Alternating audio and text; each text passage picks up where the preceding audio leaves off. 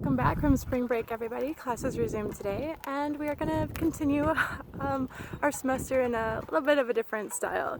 So I won't always be making videos for you, as much as that sounds very fun. But we are going to continue on, and it's going to be super fun. And I don't want you guys to get overwhelmed or nervous. This is actually going to be super easy, barely an inconvenience for us. So just trust me, I have been working very hard and making the adjustments as needed, and I think you're really going to like the rest of our semester together. I'm bummed I'm not going to see you guys, but we are now working on the persuasive speech, and I'm here in my hometown of lovely Davis Junction, just outside of Rockford. If Rockford had suburbs, this would be considered that. So, talking about the persuasive speech now. We are going to do 4 sources, and I'm going to be posting more about the persuasive online. But what I want to give you now is kind of like my expectation of the persuasive when it comes to topics. I want you guys to really look hard again at your 2020 list, really be thinking creative topics that are personal to you, that are not common everyday arguments, you know, like abortion, euthanasia, same-sex marriage. These are all topics that we've heard before. Drinking and driving, texting while driving. We want to stay away from these. I want you to dig deeper, get more personal. Okay, so let's look at an example that I came up with for you guys. So imagine you've got your own first place, and it's your first place, so naturally you're on a budget. And you're just walking around the countryside, obeying the stay in place, shelter in place, regulation right now. And you're walking around, going for a walk, and you see this. What the heck is that? Oh, that's great. That is totally within your budget. That is a free chair right there. That is fantastic. Well, I see that, and I have a nifty glove here. So thank you, Karuna. I'm going to put this on because you want to think about, before you take this precious gem that you just found home with you, you want to think about, what do you want to do first with that totally within your budget chair, okay? You want to inspect it. You want to look at it.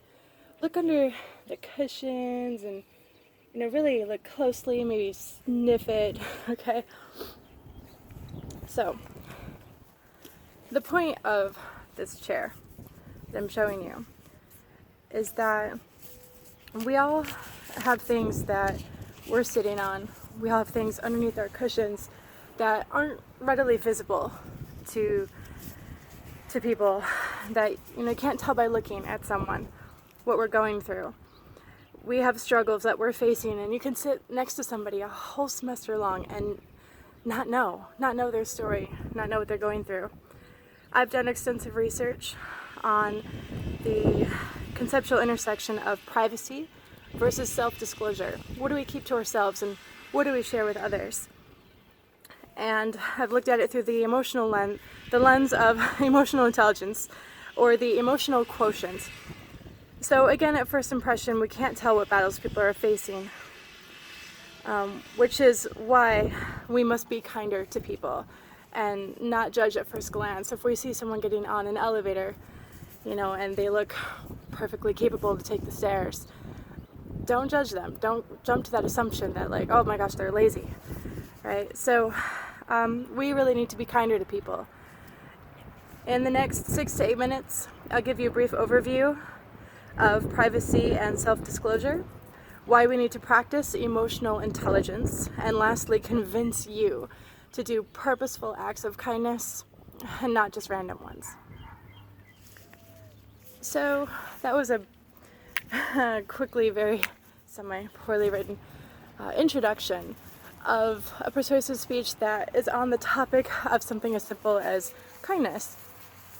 And I'm outside right now, and I'm using a chair as a visual aid, and you can see I have a nifty little visual aid there. I got my glove I'm trying to take off, visual aid. So I want you to get creative with your speeches. I am holding my phone right now, so you aren't getting like a whole like full body shot. So, you know, if that's what you need to do, if you don't have anyone really around, well, odds are you live with somebody, but if that's a little too uncomfortable for you, having someone record you, that's your call. So I'm just going to grade delivery as I see it. So whatever I see. Okay. Filler words I'm going to be looking at, listening for. Eye contact. So make sure, you know, you're looking up and not reading from your note cards too much. All these same things that we've done before. Okay. But yeah, I'm just hanging out outside in my yard, and I think the neighbors across the street who are doing yard work are looking at me creepy. Oh, he just weird. He waved. He thinks I'm weird. Oh God. Anyway, this is a very different whole new world out there. Cheerio. Alrighty, I have a chair outside in my yard. Oh God, are you waving again? Creepy. Okay, sorry. Alright, squirrel, shiny things. Alright, I miss you guys so much. And yeah, holler with questions. I want you guys to try to get creative. Okay. Transitions, again, use that creative language in there. +2. Attempting to use Prezi in some way behind you, you know, as you're going through the slides, or if you send it to me separately as like what you would show in conjunction with it. I'm not sure how you want to work that out. But Prezi is still +2. I'd like you guys to get more acquainted with Prezi. I really think it's a nifty tool. And I think I see a snake. Is there snakes around here? Sorry, squirrel. Okay. I don't really care for the outdoors sometimes. Okay, so anyway, yeah. So just contact me with questions. Today this week we're working on audience analysis. And we are going to be doing an impromptu speech. Yeah, I'm excited for that.